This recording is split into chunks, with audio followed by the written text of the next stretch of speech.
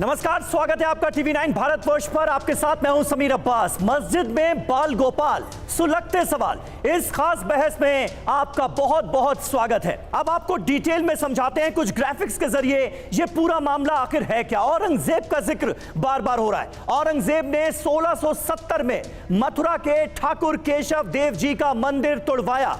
मंदिर तोड़ने के बाद श्री कृष्ण की मूर्तियों को आगरा ले जाया गया। ये कहा जा रहा है आगरा की जामा मस्जिद की सीढ़ियों के नीचे भगवान श्री कृष्ण की मूर्तियां हैं, ये दावा किया जा रहा है। और इसी को लेकर सबसे बड़ा विवाद जन्म ले चुका है। सीढ़ियों के नीचे मूर्ति छिपाने के पीछे औरंगजेब का एक खास मकसद था। और वो मकसद क्या था, कहा क्या जा रहा है इसे लेकर। औरंगजेब ये चाहता था कि मूर्तियां मस्जिद आने वालों के पैरों के नीचे रहें, यानी कहीं ना कहीं जीमीन करने की मंशा थी औरंगजेब को। और इसी मंशा के तहत ये सब कुछ किया गया, ये आरोप लगाए जा रहे हैं और यही विवाद की सबसे बड़ी वजह है। अब इस मामले में होगा क्या, ये देखने वाली बात है। और हमारे साथ इस वक्त देवकी नंदन ठाकुर जी खुद मौजूद हैं, जिन्होंने ये मुद्दा उठाया है। और साथ ही साथ कुछ और खास मेहमान हमारे साथ जुड़ रहे हैं, उनसे भी आपका तारुफ करा दें, क्योंकि इस पूरे मुद्दे पर पक्ष और विपक्ष दोनों तरफ की आवाजें सुनी जाना बहुत जरूरी है। सबसे पहला सवाल, देवकी नंदन जी, ये मुद्दा उठाकर आपने एक नए मुद्दे को जन्म दे दिया है। ये अगर कहा जाए तो गलत नहीं होगा, लेकिन जो बातें आप कह रहे हैं कि औरंगजेब के शासन में 1670 में यह सब कुछ हुआ और मथुरा से भगवान श्री कृष्ण की मूर्तियां निकाली जाती हैं और उन्हें आगरा में मस्जिद की सीढ़ियों के नीचे दबा दिया जाता है, ये जो बड़ा दावा है, इसका आधार क्या है, किस बेसिस पर यह दावा कर रहे हैं आप?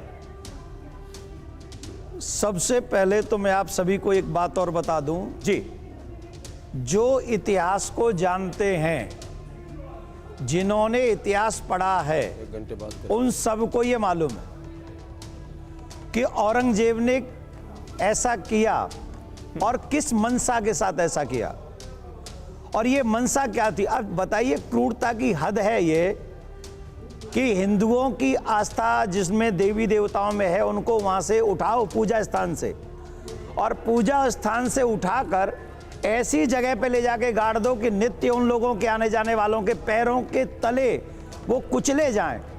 वो मानसिकता कितनी क्रूर मानसिकता होगी। एक तो हो गया मंदिर तोड़ दिया हमने, कोई चीज कब्जा ली और तुम अपने घर जाओ, हम अपने घर जाएं, अपना मूर्ति उठाओ अपने घर चले जाओ। एक इतनी क्रूर मानसिकता कि नहीं, हम सिर्फ मूर्तियां तोड़, तुम्हारा मंदिर तोड़ नहीं रहे, तुम्हारी जगह कब्जा नहीं रहे, अपितु तुम्हारे जिन देवताओं की तुम पूजा करते हो उन्हें हम अपने पैरों के तले कुचलेंगे।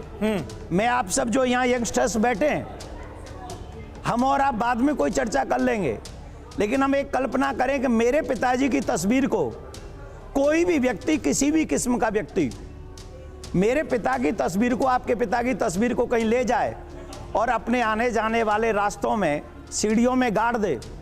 ईमानदारी से बताइए, आप अगर जगे हुए हैं, अगर आपका जमीर मरा हुआ नहीं है, तो क्या ये बर्दाश्त कर पाएंगे? हम और आप ये बर्दाश्त कर सकते हैं? चाहे वो हमारा भाई क्यों ना कर रहा हो ये काम, चाहे हमारा भाई क्यों ना कर रहा हो काम, हम पहले तो उससे रिक्वेस्ट करेंगे ना कि हमारी आस्था का विषय है, ये हमारी भावनाओं का विषय है। नहीं, लेकिन देवकी नंदन जी, आप बिल्कुल बात सही कह रहे हैं कि ये आस्था का विषय है, ये बहुत भावनात्मक मुद्दा है, ये धर्म से जुड़ा हुआ भी मुद्दा है। इसीलिए मैं आपसे ये जानना चाह रहा हूं, आप जो बातें कह रहे हैं उसका आधार क्या है? औरंगजेब ने मथुरा से, कृष्ण जन्मभूमि से मूर्तियां निकलवाई और उसे आगरा में जामा मस्जिद की सीढ़ियों के नीचे दबवा दिया। यह तथ्य आपको कैसे पता चला? किस आधार पर आप ये जानकारी दे रहे हैं? आपने सिर्फ औरंगजेब तक की बात की है। मैं आपको बता देता हूं, ये मंदिर एक बार नहीं तोड़ा गया है। ये पूरा तथ्य मैं आपको बताता हूं और इतिहासकार इसको जानते होंगे। सबसे पहले ये मंदिर जो बनवाया था वो भगवान श्री कृष्ण के पौत्र बज्रनाभ जी ने बनवाया था 80वीं सदी में। उन्होंने ये बनवाया था। उसके बाद में 1017 ईस्वी में ये जब आए थे मसूद गजनवी, उन्होंने इसको तोड़ा। महमूद गजनवी, महमूद गजनवी उन्होंने तोड़ा। फिर राजा विजयपाल जी ने 1150 में इसका निर्माण पुनर्किया। ठीक है। उसके बाद 1516 में सिकंदर लोदी ने इसको तोड़ा। सिकंदर लोदी ने फिर इस मंदिर को तोड़ा। फिर उसके 125 वर्ष निकल जाने के बाद ओरछा वाले महाराज जी ने फिर इसको बनवाया। उसके बाद औरंगजेब आए 1670 में और उन्होंने इस मंदिर को तोड़ा और मंदिर को तोड़कर वहां की मूर्तियों को आगरा मंगवाया। बाकायदा पूरा फतवा है। मैं जो बुक लेकर आया हूं, आप लोग पढ़े लिखे लोग हैं, मैं ये जो बुक लेके आया हूं, ये फ्रांस के एक पत्रकार ने फतवों के साथ, सबूतों के साथ, जितने भी औरंगजेब ने फतवे डाले वो इस बुक में है सारे। और इसी का नाम रख, इसी को मैंने अपना सबूत मानकर आप सबके सामने प्रस्तुत किया है। और यही एक सबूत नहीं है, और भी सबूत हैं औरंगजेब के। नहीं तो इस किताब में जिसका आप जिक्र कर रहे हैं, इस किताब में क्या लिखा हुआ है? औरंगजेब की करतूतों का इसमें जिक्र है या स्पेसिफिकली जो बात आप कह रहे हैं कि मथुरा से मूर्तियां निकलवाई गई, आगरा में मस्जिद के नीचे सीढ़ियों के नीचे दबाई गई, उसका जिक्र है? उसका भी जिक्र है, और जो फतवे जारी उस समय मूर्तियों के लिए, मंदिर के लिए किए गए, तो वो भी इसमें जिक्र है। सारी चीजें इसमें जिक्र है। और तो आपकी बातों का पूरा आधार यही किताब है, इसका मतलब? नहीं, यही किताब नहीं है, हमारे भी धार्मिक ग्रंथ हैं। हाँ। और आपके जो औरंगजेब के संग में जो महानुभाव रहे थे, हाँ। मैं उनका भी नाम बता देता हूं कि वो मुर्शी खान की मुस्ताक जो है, उन्होंने फारसी भाषा में एक किताब लिखी है। अच्छा। और फारसी भाषा में जो उन्होंने किताब लिखी है, उसे बदलवा कर अंग्रेजी में लिखवाया गया। उसके 60वें नंबर पेज पर ये पूरा विस्तृत वर्णन किया गया है कि औरंगजेब, और ये जो समय दर्शक थे जो औरंगजेब के साथ में थे, ये किताब उन्होंने लिखी है। ठीक है। जो उस समय साथ में रहे थे, ये मेरा ही मत नहीं है, ये उनके साथ जो रहे थे उन्होंने ये किताब लिखी है। ठीक है। आपने अपनी बात कही, लेकिन आपने जिन बातों का जिक्र किया है उससे रिलेटेड बहुत सारे सवाल मेरे जहन में भी हैं और तमाम दर्शकों के मन में भी बहुत सारे सवाल होंगे इस दावे को लेकर।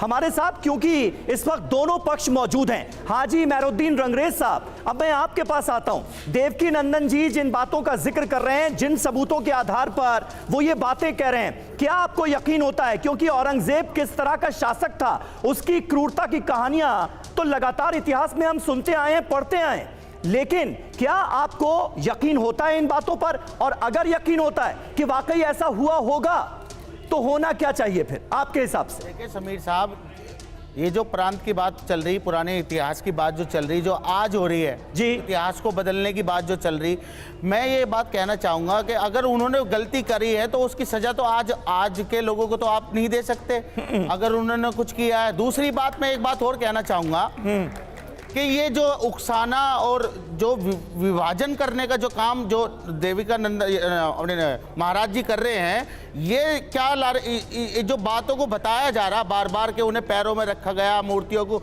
इससे क्या होता है? भावना आहत होती है हमारे 100 करोड़ हिंदू भाइयों की, और ये जानबूझकर उसको आहत कर रहे हैं बार बार इस बात का कह कर कि जो कि नहीं करनी चाहिए। मगर मैं एक बात कहना चाहूंगा, इसमें एक बात जोड़ना चाहूंगा अपनी, कि इनके पास अगर सबूत है, हाँ, इनके पास अगर सबूत है, जैसे अयोध्या में अभी मंदिर का निर्माण चल रहा जी, वहां पर आप बता दीजिए कोई मूर्ति मिली हो, नीचे खुदाई भी हुई है बाकायदा, वहां पे मंदिर भी बनना, ऐसी कोई तथ्य वहां पे नहीं मिले। तो ऐसे ही जैसे ये बात कर रहे हैं, इनकी बात बिल्कुल भी किसी तरीके से हम इसे डिनाई करते हैं, उसको खारिज करते हैं। नहीं, अयोध्या के राम मंदिर का तो फैसला हो चुका है ना, नहीं है, देश की सबसे बड़ी अदालत कर चुकी है। अयोध्या के राम मंदिर का आप जिक्र कर रहे हैं, देश की सबसे बड़ी अदालत उसका फैसला कर चुकी है। यहाँ बात मथुरा की हो रही है, यहाँ बात आगरा की हो रही है। मैंने उसका उदाहरण देके बताया समीर साहब आपको, हाँ, कि वहां पर भी खुदाई हुई अभी नहीं, लेकिन आप गारंटी के साथ कह सकते हैं कि औरंगजेब ने ऐसा नहीं किया होगा? औरंगजेब ने, सुन लिया, अगर आप कह रहे हैं कि नहीं, अगर औरंगजेब ने ऐसा किया भी है तो भी ऐसे ही रहना चाहिए। अच्छा ये बताइए, जैन और बात क्लियर कीजिए ना। अच्छा समीर साहब सुनिए, जैन और बुद्धिस्ट समाज के लोगों के जितने मंदिर हिंदुओं ने तोड़े हैं, हाँ, उन मंदिरों की भी अगर बात हो जाएगी तो इस देश में सारे कोर्ट में, जो अदालतों में सारे मुद्दे तो यही होंगे, फिर जो आम लोगों के मुद्दे हैं वो तो रह ही नहीं जाएंगे। इस देश में और भी बहुत मुद्दे हैं, ये जानबूझकर ये देविकी नंदन जी इस मुद्दे को जानबूझकर उठा रहे हैं, इसलिए कि अपनी पब्लिसिटी करा सके और हृदय सम्राट बन सके हिंदुओं के, ताकि इसमें कोई दम नहीं इनकी बात में। मैं ठीक है, सभी ठीक है, जवाब आपने देना आप चाहूंगा। नहीं, मैं आपके पास आऊंगा, जवाब देने का पूरा मौका मिलेगा। अभी हमारे पास वक्त खूब है और दोनों तरफ के जो हमारे मेहमान हैं वो अपनी अपनी बात रखना चाहते हैं। लेकिन जामा मस्जिद आगरा का जिक्र बार बार हो रहा है, तो जामा मस्जिद का इतिहास क्या है वो जरा अपने दर्शकों को बता देते हैं, समझा देते हैं और उसके बाद इस चर्चा को आगे बढ़ाते हैं, क्योंकि लोगों की भावनाओं को भड़काने के लिए इस तरह के मुद्दे जानबूझकर उठाए जा रहे हैं। ये हाजी साहब दावा कर रहे हैं। आगरा की जामा मस्जिद का इतिहास देश की सबसे बड़ी मस्जिदों में ये शुमार है।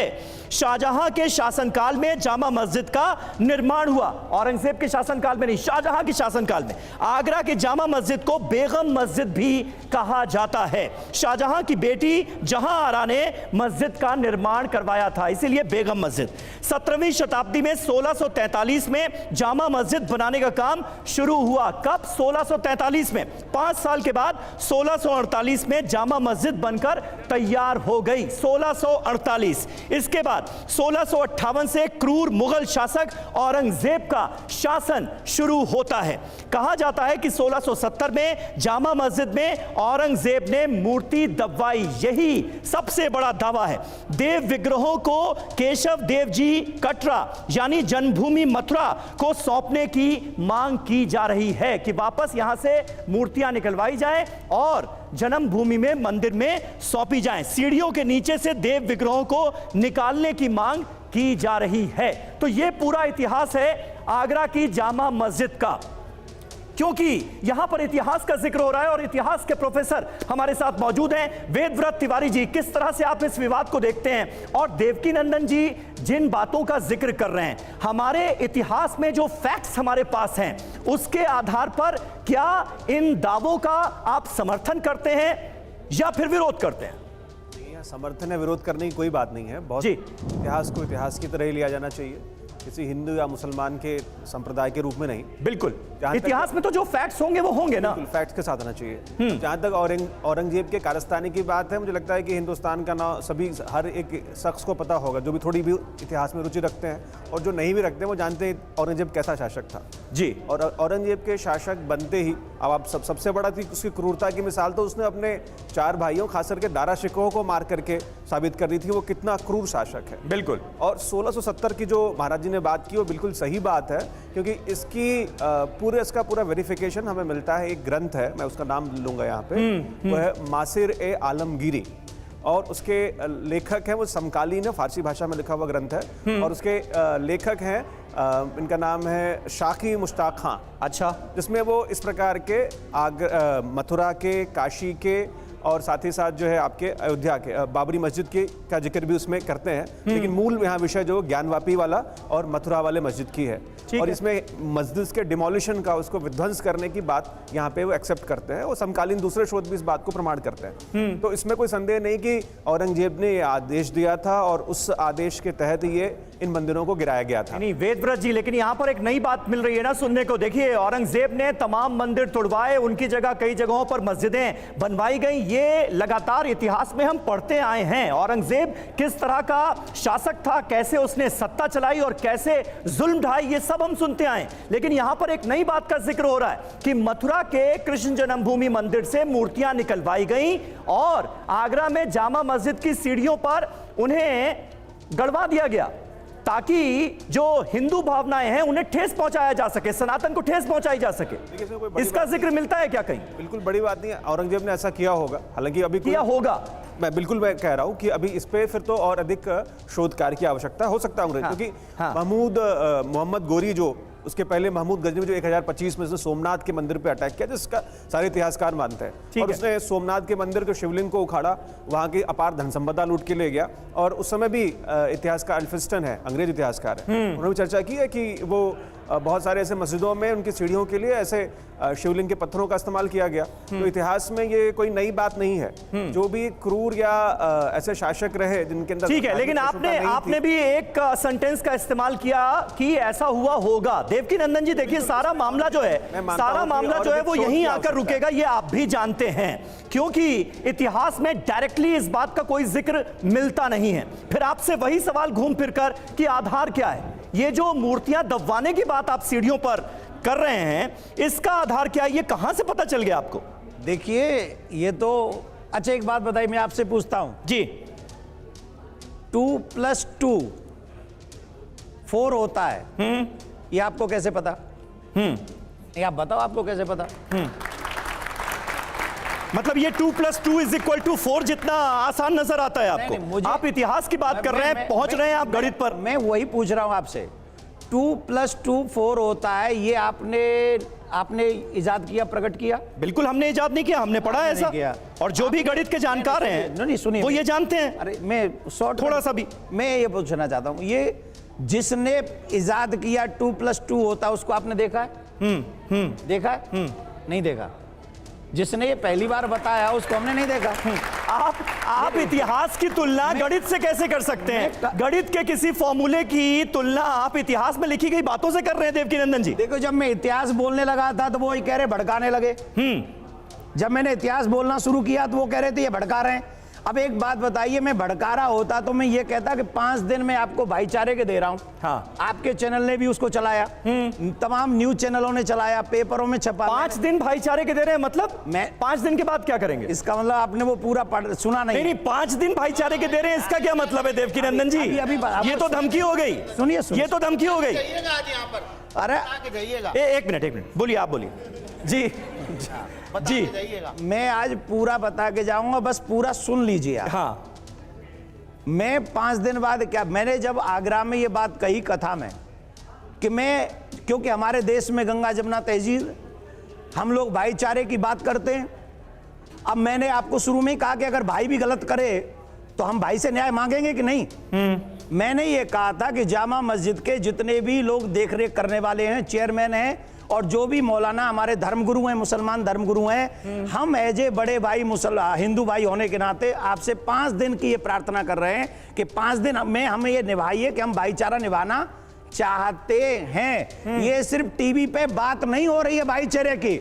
अगर आपके देवताओं को मंदिर की, मस्जिद की सीढ़ियों में रखा गया है तो हम भाईचारे के नाते आपकी हेल्प करेंगे, आप आइए। नहीं, भाईचारा निभाइए, इसका क्या मतलब क्या करें? वो जो मुस्लिम धर्मगुरु जिनसे आप अपील कर रहे हैं, उनसे आपकी उम्मीद क्या है, ये तो बताइए। ये उम्मीद है भाईचारे के नाते वो ये कहें कि जहां हमारे भाइयों की, एक बात समझ लीजिए, एक सेकंड सर, हमारे 2 प्रकार के हमारे मुसलमान भाई हैं। हाँ। जिनको तकलीफ हो रही है वो हैं जो आक्रांता हैं। आक्रांताओं ने एक कर्म किया है, जो हमारे देश के मुसलमान भाई हैं उन्होंने ये नहीं किया है। हाँ। और हमारी, क्योंकि आज हम इस देश में रह रहे हैं तो हम अपने उन भाइयों से आशा रखते हैं कि आप हमारी भावनाओं को समझते हुए उन जामा मस्जिद की जो सीढ़ियां हैं उनको खुदवाइए, और अगर वहां मिलते हैं हमारे ठाकुर जी तो हमें दे दीजिए, हम उनकी पूजा करेंगे। और जो भी खर्चा आएगा हमारी तरफ से भाईचारा ही होगा, खुदवाने का, बनवाने का, वो देवकीनंदन आपको बना के देगा, चाहे मुझे अपना घर बेचना पड़े। ठीक है, आप ये बड़ी बात कर रहे हैं और ये एक्सपेक्टेशन आपकी है, ये उम्मीद आपकी है दूसरे पक्ष से, यानी मस्जिद इंतजामिया कमेटी के जो लोग हैं उनसे आप ये अपील कर रहे हैं कि ऐसा करवा दीजिए, खुदाई करवा दीजिए, अगर मूर्तियां हैं तो हमें सौंप दीजिए, जो खर्चा होगा वो हम देने के लिए तैयार हैं। इस पर क्या एक रजामंदी हो सकती है? जल्दी से एक छोटा सा जवाब, उसके बाद मुझे कुछ और डिटेल्स दिखानी है। जी प्रोफेसर साहब। ये तो बहुत सिंपल सा क्वेश्चन आपने कर लिया। रजा साहब, मैं तो सबसे पहले आपको प्रणाम करता हूं महाराज जी। धर्मगुरु आप कथावाचक हैं, तो कथावाचक की तो अमृत वाणी, शरबत पानी, भंडारा ये काम है। और मैं समझता हूं कि आपको यही जो काम है जो अच्छे हैं, धर्मगुरु को शोभा भी देते हैं। आपकी कथा में कोई मुसलमान भी आकर बैठे और आपके शब्दों से प्रभावित हो जाए, तब तो धर्म का प्रसार होगा। और पहले से अगर लठ गाड़ के बैठे हैं कि छोड़ेंगे नहीं, खबरदार अभी ये तो वो तो और भाग जाएगा। अब ऐतिहासिक बात आ जाइए। नहीं तो हाफिज साहब वो तो भाईचारे की बात कर रहे हैं ना, मैं उस पर भी आ रहा हूं 2 सेकंड में। बहुत अच्छी बात उन्होंने, महाराज जी ने ये गलत नहीं कही है। ये बड़ा अच्छा मशवरा दिया, मैं इसमें समर्थन करता हूं। अच्छा, लेकिन ऐतिहासिक बात अभी हो रही थी। और वो पुरानी किताबें हमारे सर ने भी और इन्होंने भी उसका हवाला दिया। जी। लेकिन मैं किसी मुस्लिम लेखक और अंग्रेजों के इतिहास का कोई वर्णन नहीं करूंगा। मैं भारत के बहुत प्रसिद्ध लेखक, इतिहासकार BL पांडे साहब की लिखी किताब गूगल पर आप लोग भी सर्च कर लेंगे, प्रोफेसर BL पांडे साहब ने कई किताबें लिखी हैं, उसमें भारतीय संस्कृति और मुगल साम्राज्य नाम की भी एक किताब है, उसको भी पढ़ लीजिए। क्या लिखा है उसमें, जल्दी से बताइए ना सर। अगर वो BL पांडे के शब्द कह रहा हूं, मेरा ठीक है, शब्द नहीं है, समझ गए। क्योंकि महाराज जी ने एक बात और भी कही है। हाँ। आक्रांता जो विदेशी थे, हाँ। मुगल विदेशी थे, इसमें कोई डाउट है क्या? हाँ। इसमें कोई शक ही नहीं हाँ। है। हाँ। अंग्रेज भी विदेशी थे, इसमें भी कोई शक नहीं है। बिल्कुल। आगे मैं इतिहास बताऊंगा नेक्स्ट टाइम में कि और कौन इस देश में विदेशी है, वो भी अपनी किताब से नहीं, वो भी जो है भारत के ब्राह्मणों द्वारा लिखी किताब। ठीक है, मुद्दे पर आइए, अभी मुद्दे पर आइए। अभी मैं कहता हूं BL पांडे लिख रहे हैं हाँ। कि जो बुत शिकन होगा, जो मूर्ति से नफरत करेगा, वो भला भारत के 20 प्रसिद्ध मंदिरों को न केवल दान देगा, बल्कि दान देते समय कहेगा कि ये भंडारे के लिए, ये महाराज की सेवा के लिए, ये निर्माण कार्य के लिए, इसकी शोभा के लिए, ये तमाम चीजें। और नहीं तो गुलाम सरवर साहब, ये किसने किया? औरंगजेब ने किया। पूरी किताब पढ़ दूं मैं। गुलाम सरवर साहब, ये किसने किया? औरंगजेब ने किया ये। यस, मैं नहीं कह रहा हूं। अच्छा। और नाम है BL पांडे के अलावा। ठीक है, BL पांडे हैं, आपको बता दूं श्री ज्ञानचंद हैं, डॉक्टर PL गुप्ता हैं, जो पटना म्यूजियम के उस समय के इंचार्ज थे। किस समय के 16वीं सदी की बात कर रहा हूं जब आप कर रहे हैं, अब यह बात 19वीं सदी की है। अच्छा, यानी गुलाम सरवर साहब आप ये कह रहे हैं कि ऐसा नहीं है कि सारे मंदिर तुड़वाए ही, बहुत सारे मंदिरों का जो निर्माण है और उसके रखरखाव के जो इश्यूज हैं उनको बहुत अच्छे से हैंडल भी किया औरंगजेब ने। आप ये कह रहे हैं ये लिखा हुआ है, की बात ये लिखा हुआ है। किसने बनाया? किसने बनाया? वो जमीन है, आज निकाल लीजिए कागज। ठीक है, किसने बनाया? आज के डेट में कागज निकालिए ना साहब। ठीक है, इस पर मैं इतिहासकारों की भी राय लूंगा, लेकिन क्योंकि देखिए बार बार इतिहास का जिक्र हो रहा है, इसलिए फैक्ट्स जो हैं वो भी आपके सामने रखने होंगे। जो फैक्ट्स हैं इस मामले से जुड़े वो भी क्या हैं ये देखते चलिए, क्योंकि मस्जिद में बाल गोपाल को लेकर चर्चा तो बहुत हो रही है, लेकिन हमारे इतिहास में लिखा क्या है, मासीरे आलमगिरी में क्या लिखा है ये देखिए। आदेश दिया गया कि मथुरा में जो केशव देव मंदिर है, एक बार फिर से देखते हैं, पेज नंबर 60, जनवरी 1670 में बादशाह ने आदेश दिया कि मथुरा में जो केशव देव मंदिर है, जितनी भी मूर्तियां हैं, जितने कीमती जवाहरात जड़े हो मंदिर में रखी थी, उन्हें आगरा लाया जाए और बेगम साहिब मस्जिद की सीढ़ियों के नीचे दफन कर दिया जाए। मासीरे आलमगिरी में लिखा हुआ है, पेज नंबर 60 में, पेज नंबर 60 का हम जिक्र कर रहे हैं। ये वो ऑर्डर है जिसका जिक्र किया गया है इसमें। अब इस पेज नंबर 60 को पढ़ने के बाद, 60 नंबर के पेज को पढ़ने के बाद मुझे लगता है बहुत सारी चीजें क्लियर हो जाती हैं। अब बताइए, आप जिस बात का जिक्र कर रहे थे, आपने औरंगजेब की शख्सियत के एक पहलू का जिक्र किया, इस पहलू को छोड़ा जा सकता है क्या? नहीं, मैं जरा 2 सेकंड बोल दूं जी। मसीरे आलमगीरी इतना ऑथेंटिक आपके लिए है। हाँ। और भारत के और दूसरे इतिहासकारों ने जो इतिहास की किताब लिखी है उसको आप सीधे नकार दे रहे हैं। 1 सेकंड जवाब लेंगे, जवाब मैं देता हूं। 1 सेकंड में देता हूं, 1 सेकंड। हाँ, 1 सेकंड। मैं सिर्फ आपसे एक बात कहना चाहता हूं, हम इतिहासकारों की बात ही नहीं करते, नहीं करते इतिहासकारों की बात। इतिहासकार तो अपने अपने विचार समय समय और पोजीशन स्थिति के हिसाब से बदल भी सकते हैं और पैसे के लिए लिख भी सकते हैं, लेकिन जो आध्यात्मिक बुक्स हैं उनको तो आप नहीं बदल सकते। वो तो आपकी बुक आपके धर्म पे है, मेरी बुक मेरे धर्म पे है, मैं मान लेता हूं इस बात को। आप अपने सबसे बड़ी धार्मिक बुक है आपकी कुरान, कुरान में कहीं भी मथुरा का नाम बता दीजिए कि यहां आपका वो पीर आया, वो पैगंबर आया, हम आज से ही मथुरा का नाम लेना बंद कर देंगे, या फिर हमारे ग्रंथों में से ले लो। भाई हम यहाँ देखिए, मैं आपसे लड़ने नहीं बैठा हूं यहाँ। हाँ, मैं लड़ने नहीं बैठा हूं। जो हमारे भारत के मुसलमान भाई हैं उनसे हम भाईचारा निभाना चाहते हैं, लेकिन जो बाहरी आक्रांताओं से अपना प्यार रखते हैं उनसे तो भाईचारा हम कभी निभा ही नहीं सकते। अच्छा, वो तो निभाने योग्य हैं ही नहीं जो आक्रांताओं से प्यार करते हैं। हम भाईचारे की बात कर रहे हैं। अगर हमारे शास्त्रों में है तो हमें दे दो, और अगर आपकी कुरान में है तो हमसे ले लो। इस बात को इतिहास नहीं, लेकिन ये देवकीनंदन जी, आप भी जानते हैं कि किसी के धार्मिक स्थल को लेकर कोई दावा कर देना और ये कहना कि ये हमको दे दो, तुम हमसे ये ले लो, ये इतना आसान नहीं है, क्योंकि देश तो कानून से ही चलेगा ना, देश तो संविधान से ही चलेगा। स्वामी जी हमारे साथ मौजूद है। स्वामी जी, क्या राय निकलकर सामने आ रही है? क्योंकि औरंगजेब ने ये किया, वो किया, ये जुल्म ढाए, ये मंदिर तोड़े, ये तो हम सुनते आए हैं, लेकिन जब इस तरह के दावे किए जा रहे हैं जो सीधे सीधे भगवान कृष्ण से जुड़े हुए हों, लोगों की धार्मिक आस्था से जुड़े हुए हों, तो क्या ये होना चाहिए, आपको लगता है? देखिए, यहाँ प्रश्न आस्था का भी है जी, और प्रश्न जो इतिहास की बात आप कह रहे हैं जी, तो 1952 का जो चुनाव हुआ, रामपुर से बिशन चंद्र सेठ चुनाव जीते और मौलाना आज़ाद हार गए थे।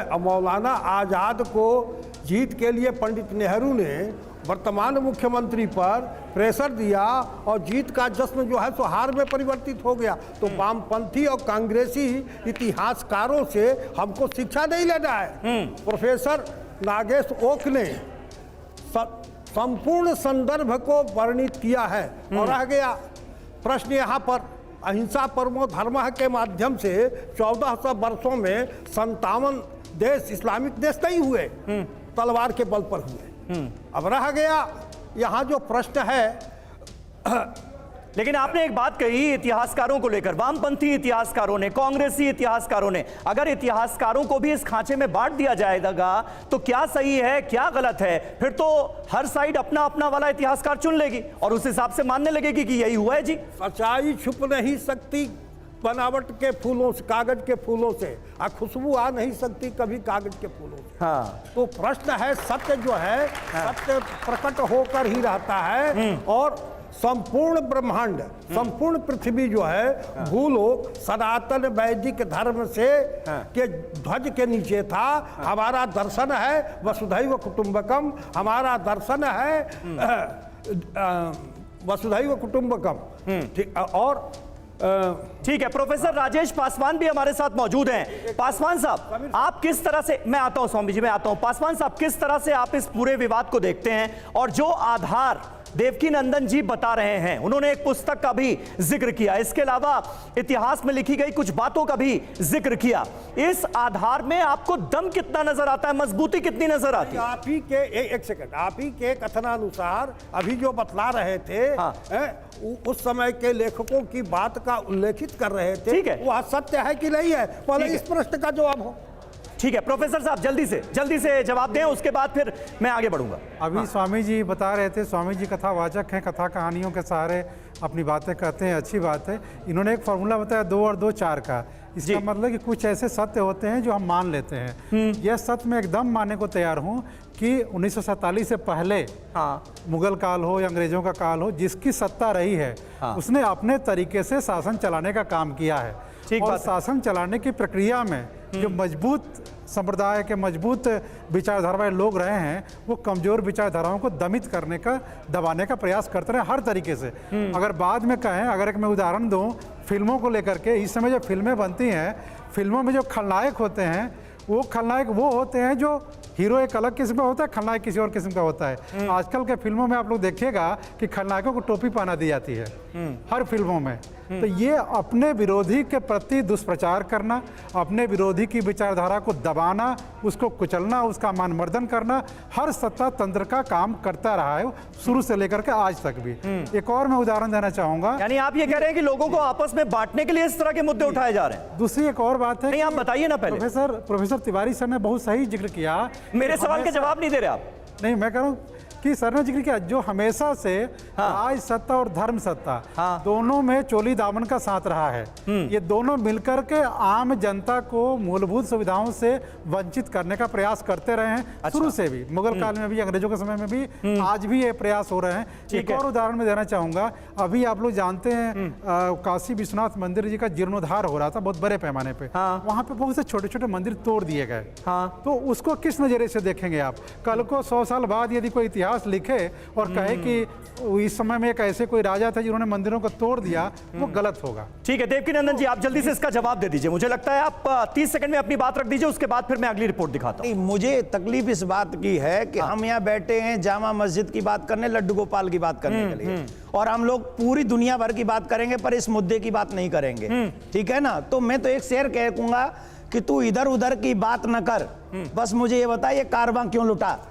अगर मैं भाईचारे की बात कर रहा हूं तो इसमें बहस की कोई बात ही नहीं है। मैं तो भाईचारे, कल तक मेरी भाईचारे की बात है, 5 दिन का टाइम है, 20 को बोला 25 को पूरी हो जाएगी। और मैं ये आशा रखता हूं कि मेरे भाई लोग मुझे मेरे साथ प्यार भरा व्यवहार नहीं, तो उसका आप जवाब नहीं दे रहे हैं। जो प्रोफेसर साहब ने जिस बात का जिक्र किया कि काशी विश्वनाथ कॉरिडोर जो है वो बनाया गया और बहुत सारे मंदिर जो हैं उनको भी तोड़ा गया, तो कल को आज से 100 साल बाद 200 साल बाद कोई आएगा और कहेगा कि देखिए इतने मंदिर तोड़ दिए गए, मूर्तियां यहां पर दबी हुई हैं। नहीं, मुझे एक बात बताइए। पहली बात तो मुझे इस तथ्य का पता नहीं है, जो अभी आपने बोला अभी पता चला। दूसरी बात मैं आपसे जानना चाहता हूं कि जिन्होंने भी वो मंदिर की मूर्तियां तो मंदिर तोड़े, क्या वो मूर्ति किसी मस्जिद के पैरों के नीचे गाड़ दी, कई सीढ़ियों में गाड़ी है? ठीक है, आप मेरी भावना नहीं समझ रहे। मैं ब्रजवासी आदमी हूं, जहां मेरे कृष्ण का जन्म हुआ वहां मेरा जन्म हुआ। आप अभी एक महानुभाव कह रहे थे ये कथा करते हैं, इनको प्रेम भरी बातें करनी चाहिए। अरे मैं कथा किसकी करता हूं? जिसकी मैं कथा करता हूं वो सीढ़ियों में है। ठीक है, ठीक है, कथा तो आप करते हैं देवकीनंदन जी, लेकिन आपकी कई बातें ऐसी हैं जिनमें कहीं ना कहीं एक ऐसा पुट होता है जिस पर विवाद हो जाता है। बड़े बड़े विवाद भी हुए हैं आपकी बयानबाजी को लेकर, उसका एक रिकॉर्ड भी हमारे पास है, वो भी अपने दर्शकों को दिखा देते हैं। देवकीनंदन जी के वो बयान जिन पर हुआ विवाद, ये देखिए, ये पूरी डिटेल आपके सामने है। 17 नवंबर 2018 को कानपुर में देवकीनंदन जी ने कहा कि राम के ही भारत में राम की ही थोड़ी सी जगह देने के लिए हमें भीख मांगनी पड़ रही। ये बयान था जिस पर विवाद हुआ। फिर इसके बाद 18 फरवरी 2023 में छिंदवाड़ा में देवकीनंदन जी ने कहा कि जनसंख्या नियंत्रण कानून नहीं होने से हम तो कंट्रोल में हैं, लेकिन कुछ लोगों को खुले सांड की तरह छोड़ दिया गया है, ऐसे में कैसे काम चलेगा, ये कहा देवकीनंदन जी ने। अब 18 फरवरी 2023 में आ जाते हैं, छिंदवाड़ा का ही बयान है, जब तक जनसंख्या नियंत्रण कानून ना आ जाए हर हिंदू अपनी गोद में 5-5 बच्चे खिलाए। बताइए, जनसंख्या में हम सबसे आगे निकल गए हैं, चीन को भी पीछे छोड़ दिया है, और देवकीनंदन जी आप कह रहे हैं कि 5-5 बच्चे करें हिंदू। अब देखिए 2 अप्रैल 2023 में भोपाल में एक बयान दिया गया, वो भी आपके सामने है। हिंदू, जैन, बौद्ध सब एक ही वृक्ष की शाखाएं, सनातन धर्म मानने वालों को चादर और फादर से दूर रहना चाहिए, ये कहा देवकीनंदन जी ने, जिस पर भी खासा विवाद हुआ था। अब देवकीनंदन जी, ये जो ताजा बयान आपका है, ये क्यों ना माना जाए कि ये भी एक नया विवाद खड़ा करने की कोशिश है? नहीं नहीं नहीं, देखिए आप अगर पूरे बयानों को देखेंगे, मैंने कहीं भी कोई ऐसी बात नहीं की जिससे हमारा सनातन, जिससे हमारा भारत परेशान हो, डिस्टर्ब हो। अब एक बात बताइए, राम की भूमि है कि नहीं? यहाँ भगवान श्री राम ने राज्य किया, वहां हमें कोर्ट का प्रतीक्षा करना पड़ता है 20-50 साल, तो ये इसमें हानि कहां है? नहीं, लेकिन आपको देश की अदालतों में तो विश्वास होना चाहिए ना। अगर कोई मामला देश की अदालत में पहुंचा है तो अदालत से उसका फैसला होगा। फिर मैं एक और बयान दे दूंगा और आप भाई, देश तो कानून और संविधान से ही चलेगा ना। और आप ये मानेंगे कि हमारा देश जो है ये एक सेकुलर मुल्क है और यहां पर सभी धर्मों के लोग मिलजुल कर रहते हैं, तो आपको बयानों में वो गंभीरता तो नजर आनी चाहिए ना आपके। मेरे हर बयान में गंभीरता है, इस राष्ट्र के भविष्य को देखकर और युवाओं को सुरक्षित देखना चाहता हूं, इसलिए मेरे बयान में वही उद्देश्य रहता है जिससे ये देश और मेरे देश के बच्चे सुरक्षित रहे, हमारा संस्कार सुरक्षित रहे। ठीक है, समीर चौगांवकर जी हमारे साथ यहां पर मौजूद हैं। समीर जी, कि आखिर क्या वजह है कि राम मंदिर आंदोलन के बाद आरएसएस ने अपने आप को बाकी सारे आंदोलनों से दूर रखा? चाहे काशी विश्वनाथ को लेकर बात हो, मथुरा के मंदिर को लेकर बात हो, आरएसएस का रुख बिल्कुल क्लियर नजर आता है कि बाकी आंदोलनों में आरएसएस की कोई भूमिका नहीं होगी। अब ये जो ताजा विवाद है आगरा की मस्जिद को लेकर, इसे आप कैसे देखते हैं? देखिए, संघ प्रमुख मोहन भागवत जी ने बहुत स्पष्ट कर दिया था जब अयोध्या का वर्डिक्ट आया था कि यह एक ऐतिहासिक मामला था और संघ इसमें पूरी तरीके से सहभागी था। लेकिन अब इसका सॉल्यूशन जो सुप्रीम कोर्ट के माध्यम से आ चुका है, तो इस वर्डिक्ट को हिंदू समाज और मुस्लिम समाज दोनों स्वीकार करें और आपस में मिलकर रहे। संघ ने बहुत साफ कर दिया था कि इसके बाद संघ किसी भी तरह के आंदोलन में, जो मंदिर से निर्माण से आंदोलन होंगे किसी अन्य मुद्दे को लेकर, उसमें नहीं पड़ेगा और जन जागरण के काम में संघ वापस लौटेगा। ठीक है। तो मुझे लगता है कि संघ प्रमुख ने इसके बाद भी, अभी कुछ दिन पहले संघ प्रमुख ने कहा था नागपुर में अपने उद्घोषण में कि हर मस्जिद के नीचे शिवलिंग नहीं ढूंढना चाहिए। मोहन भागवत जी का कहना बिल्कुल बराबर था, लेकिन अगर कुछ मुद्दे ऐसे हैं कि जहां पर ऐसा लगता है कि वहां पर औरंगजेब ने या किसी भी मुगल आक्रांता ने मंदिर तोड़कर वहां पर मस्जिद का निर्माण किया है और वहां पर मूर्ति दबी हुई है, तो मुझे लगता है कि उसकी जांच होना चाहिए। इसको दोनों पक्षों को बैठकर संवाद में आपने बैठकर संवाद करना चाहिए और मामले को सुलझाना चाहिए। अगर यह संवाद से मामला नहीं सुलझता है तो हाई कोर्ट के दरवाजे खुले हुए हैं, न्यायालय के दरवाजे खुले हुए हैं। इस मामले में संवाद और न्यायालय दो ही तरीकों से मामला का पटाक्षेप हो सकता है।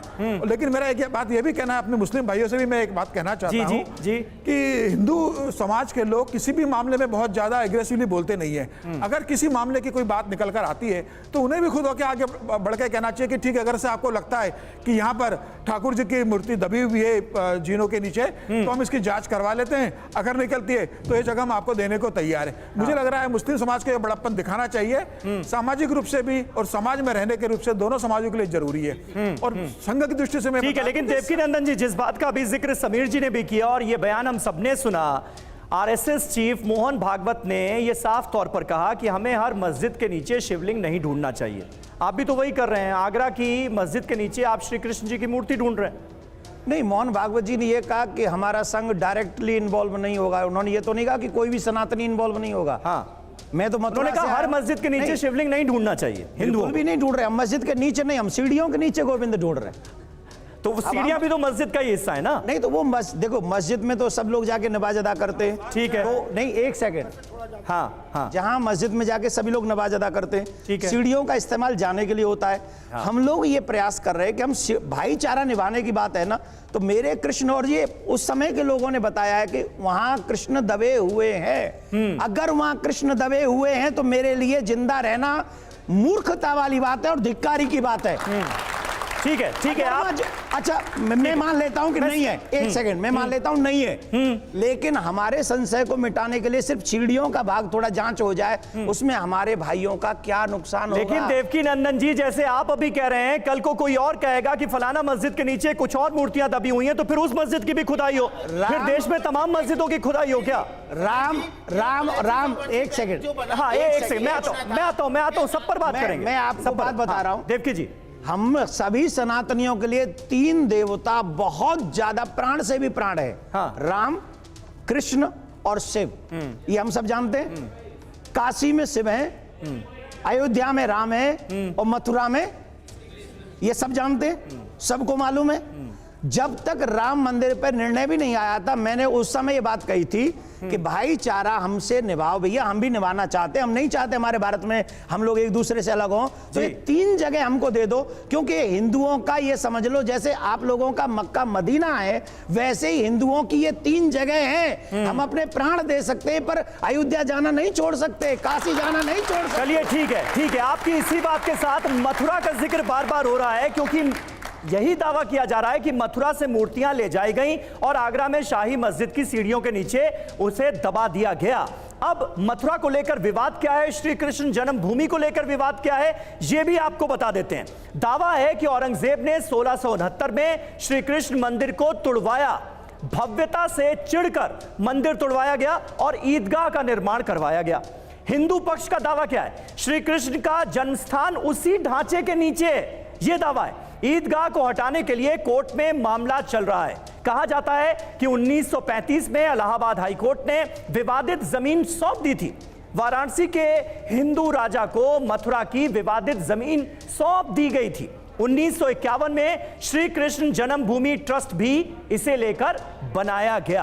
अब यह मामला जो है यह भी अदालत में है, जिसे शाही ईदगाह और श्री कृष्ण जन्मभूमि विवाद के नाम से जाना जाता है। इसमें अदालत क्या फैसला करती है, इस पर भी सबकी नजरें होंगी। लेकिन हाजी रंगरेज साहब, जिस बात का जिक्र देवकीनंदन जी कर रहे हैं, क्या यह बड़ा दिल दिखाया जा सकता है ताकि उनके मन में जो संशय है वो दूर किया जा सके? देखिए मैंने अभी समीर जी आपको बताया, प्लेसेस ऑफ वर्शिप एक्ट इसलिए ही लाया गया था कि इसके बाद कोई विवाद ना हो, जिसकी वजह से आपस में जो है डिवीजन ना हो। ठीक है। दूसरी बात एक बात है कि नहीं, ये तो कानून की बात होगी, वो कह रहे हैं आपसी भाईचारे में निपटा लीजिए ना मामला। मैं जवाब देना चाहूंगा, आपसे पहले भी कितने सारे विद्वान हिंदू राजा भी हुए, वो भी उठा सकते थे इस मसले को, उन्होंने तो नहीं उठाया है मामला।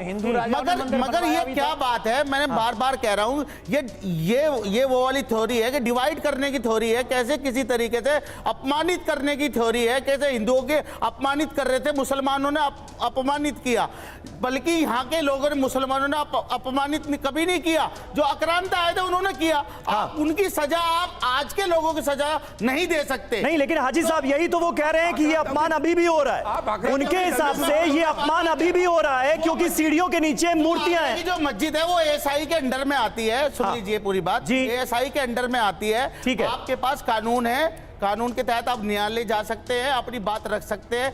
मगर ये जो आप कह रहे हैं मैं 5 दिन का अल्टीमेटम दे रहा हूं, ये तो ये वो दोहराना चाहते हैं ना, 90 का दशक दोबारा से दोहराना चाहते हैं, जैसे बाबरी मस्जिद को शहीद कर दिया गया। एक सेकंड लूंगा मैं गुरुजी, आपकी इन बातों से हम सहमत बिल्कुल भी नहीं है। आप बार बार भाईचारे की बात कर रहे हैं, आपके कई सारे, हमने भी आपकी कई सारी डिबेट में आपके साथ इससे पहले भी हम रहे हैं। ठीक है, आपके वहां पर क्या वक्तव्य रहे, आपके हमेशा कभी भाईचारे की बात आपने कभी करी नहीं। आप पहले जब ये कहते थे कि हिंदुओं को नहीं, आज तो वो कर रहे हैं भाईचारे की बात हाजी साहब, आज तो हम सबके सामने की उन्होंने। लेकिन देवकी नंदन जी, आप ये जो अल्टीमेटम दे रहे हैं, ये 5 दिन का अल्टीमेटम क्या है? आप कह रहे हैं मैं 5 दिन का इंतजार करूंगा, उसके बाद क्या कर देंगे, और किसको धमका रहे हैं आप? मैं धमका रहा हूं? अरे संविधान ने मुझे भी तो कुछ राइट दिए कि नहीं? हाँ। कि सारे राइट इन्हीं को दे दिए, मुझे भी तो कुछ दिए। हाँ। आपको मैं एक कहानी सुनाता हूं, क्योंकि कृष्ण की बात चल रही है, और मैं महाभारत से एक कहानी सुनाता हूं। महाभारत, भगवान श्री कृष्ण ने गीता का ज्ञान दिया अर्जुन को, उसमें कहा यदा यदा धर्मस्य ग्लानिर्भवति भारत अभ्युत्थानम अधर्मस्य तदात्मानं सृजाम्यहं परित्राणाय साधूनां विनाशाय च दुष्कृतां धर्म संस्थापनार्थाय संभवामि युगे युगे। मैं युग युग में आता हूं, अपने धर्म की स्थापना करने के लिए आता हूं। ये हम लोगों ने, भगवान श्री कृष्ण ने गीता में कहा। अब मैं बताता हूं, जिस समय महाभारत का युद्ध हुआ, भगवान श्री कृष्ण नहीं चाहते थे ये युद्ध हो, वो शांति दूत बनकर गए थे दुर्योधन के पास, और दुर्योधन से ये बात कही थी, भैया हम तुमसे युद्ध नहीं चाहते, तुम एक काम करो, आधा राज्य नहीं दे सकते तो 5 महल दे दो, 5 महल नहीं दे सकते 5 जो है घर ही दे दो, झोंपड़ी दे दो, पर तुम युद्ध मत करो। तो भगवान श्री कृष्ण शांति दूत बनकर गए थे, तो मैं भी 5 दिन का शांति दूत बनकर आप सभी हमारे भाइयों को ये निवेदन कर रहा हूं कि आप हमारे साथ भाईचारा, आक्रांताओं को बार बार ये मतलब 5 दिन के लिए शांति दूत बनेंगे, मतलब समझ में नहीं आया। आप तो कथावाचक हैं, आप तो शांति दूत ही हैं। हाँ, मैं शांति दूत, तभी तो काम ही है शांति को, अपने धर्म को, उसका प्रचार प्रसार करना। देखिए, 5 दिन बाद क्या शांति दूत नहीं रहेंगे आप? मैं शांति दूत तो हमेशा ही रहूंगा। हाँ। क्योंकि मैं कृष्ण का गुणगान करने वाला हूं, और मैं हमेशा जब तक रहूंगा शांति दूत ही रहूंगा। लेकिन धर्म के लिए जब जब भगवान श्री कृष्ण ने महाभारत कराया, बिना शस्त्र के युद्ध कराया, और उसमें पांडवों की विजय दिलाई, वैसे ही एक युद्ध होगा जो कि कानूनी युद्ध होगा, और उस युद्ध में बिना शस्त्र के ही हमारी अपनी, फिर हिंदुओं की भावना का सम्मान करने के लिए हम लोगों को जो संविधान ने अधिकार दिए, फिर उनका इस्तेमाल करेंगे, उनका प्रयोग करेंगे। इसमें इस अधिकार से तो हमें कोई वंचित नहीं कर सकता। ठीक है, ठीक है, यानी आप अदालत का दरवाजा खटखटाएंगे, लेकिन अदालत का दरवाजा खटखटाने से पहले आप पहुंच गए बागेश्वर धाम, और बाबा बागेश्वर ने आपकी मांग का समर्थन कर दिया। इस मांग का भी समर्थन कर रहे हैं वो, और वो भी ये क्या मान रहे हैं कि मथुरा में जो श्री कृष्ण मंदिर था, वहां से मूर्तियां उठाकर मस्जिद की सीढ़ियों के नीचे उन्हें गाड़ दिया गया। वो मान रहे हैं क्या ये? तो जब इतिहास इसका पूरा प्रमाण दे रहा है, सब लोग आपका टीवी चैनल नहीं, आप इतिहास में कहां मिल रहा है प्रमाण? यही तो बात हो रही है, इतिहास में प्रमाण नहीं मिल रहा है इस घटना का। क्या दिखा रहे थे अभी चैनल पे? आपने जो अभी किताब पढ़ के सुनाई वो क्या थी? हाँ। आप ही ने पढ़ के सुनाई ना, हमने तो नहीं बताई उतनी। हमने तो थोड़ी बताई, आपने ज्यादा करके बता दी। किताबें तो बहुत है ना, किताबें तो बहुत है, आलमगीरी का जिक्र कर रहा है। लेकिन समकालीन उस समय, और उन्होंने ही, उनके जो साथ में रहते थे उन्होंने लिखा है। तो वो अगर इतना ही अच्छा औरंगजेब राजा था, तो वो उनके साथ में रहने वालों ने उनकी इतनी प्रशंसा कैसे लिख दी, जबकि वो हिंदू तो थे नहीं। हिंदू तो उस समय शायद डर के भी रहते होंगे, तो जो औरंगजेब चाहता था वो ही लिखते होंगे, लेकिन वो तो उन्हीं के शागिर्द थे, उन्होंने ऐसा कैसे लिख दिया। रही बात, आपने बागेश्वर महाराज की बात की है, वो मेरे छोटे अनुज है। कृष्ण जन्म भूमि से संबंधित चाहे वो गोपाल को आजाद करने वाली बात हो, उससे संबंधित, और इस भारत के जितने भी धर्माचार्य हैं, कृष्ण से संबंधित हर चीज में हम एक दूसरे के साथ खड़े हुए हैं। इसमें रत्ती भर भी कोई दो राय नहीं है, रत्ती भर भी। तो बाबा बागेश्वर तो खुद ही विवादों में है। वो कहते हैं कि देश को हिंदू राष्ट्र बनाएंगे। अब भाई हम किसकी बात कर रहे हैं? अच्छा एक बात बताओ, चलो नहीं, आप कह रहे हैं कि बाबा बागेश्वर ने आपकी बातों का समर्थन किया। मैं कह रहा हूं बाबा बागेश्वर तो खुद ही अपने बयानों को लेकर विवादों में है। नहीं, विवाद में क्या है? मैंने जो कहा, तो आप उनकी बातों का समर्थन करते हैं क्या? पहले ये भी तो तय हो जाए। उन्होंने जो कहा, हाँ, मैंने जो कहा, उन्होंने समर्थन मेरा किया। उन्होंने जो कहा, आपने उसके लिए तो नहीं बुलाया ना बीच। नहीं, मैं लेकिन पूछ रहा हूं कि आप क्या उनकी राय से भी आप इत्तेफाक रखते हैं? ये देखो, सब लोग ध्यान से सुन रहे हैं। मैं जैसे ही बोलूंगा फिर वो इस मुद्दे पे आप बहस नहीं कर पाओगे। फिर नहीं, इस मुद्दे पे तो हम कर ही रहे हैं। इसको आखिरी में बोले। मैं आपसे बस ये जानना चाह रहा हूं, मैं एक अरे हाँ या ना में जवाब दे दीजिए। मैं बता रहा हूं, आपके मुद्दे का उन्होंने समर्थन किया, आप उनके मुद्दों का भी समर्थन करते हैं? मेरे हर मुद्दे पे उन्होंने समर्थन किया, उनके हर मुद्दे पे मैंने समर्थन किया। अच्छा, तो ये देश यानी कानून और संविधान से नहीं चलना चाहिए आपके हिसाब से? जो टॉपिक है उसमें आप भी ये कह रहे हैं कि देश को हिंदू राष्ट्र होना चाहिए, जबकि संविधान में सेकुलर स्टेट का जिक्र है, सेकुलर नेशन का जिक्र है। यानी फिर तो संविधान के खिलाफ आपका भी बयान हो गया ना? अपनी बात कहना चाहूंगा। देखिए, जैसे अमृतपाल ने ठीक है। पाकिस्तान की मांग की है, आज वो जेल में है। हाँ। और जो लोग हिंदू राष्ट्र की बात कर रहे हैं वो खुलेआम बैठे हैं और खुलेआम टीवी चैनलों में बैठकर और हिंदू राष्ट्र की बात कर रहे हैं। ठीक है। इनके खिलाफ कानून कहाँ है? कहाँ सोया हुआ है कानून? इनके खिलाफ क्यों नहीं कार्रवाई? इन्हें क्यों नहीं जेल में डाला जा रहा? जो खुलेआम हिंदू राष्ट्र की बात कर रहे हैं, देश के संविधान को मिटाने और मारने की बात करते हैं, अल्टीमेटम देते हैं, ऐसे लोगों का सामाजिक बहिष्कार नहीं होगा। तब तक इन लोगों के लिए ये चुप नहीं होंगे। ठीक है, हो गया हाजी साहब, हो गया। एक सेकंड, जल्दी से 10 सेकंड में जवाब दीजिए, फिर मैं मेहमानों के पास जाऊंगा। जल्दी से देवकीनंदन जी। ये जिस पार्टी से हैं इनकी टिकट कंफर्म करी जाए। मैं किसी पार्टी से नहीं हूँ, जिस भी पार्टी किसी पार्टी से नहीं हूँ।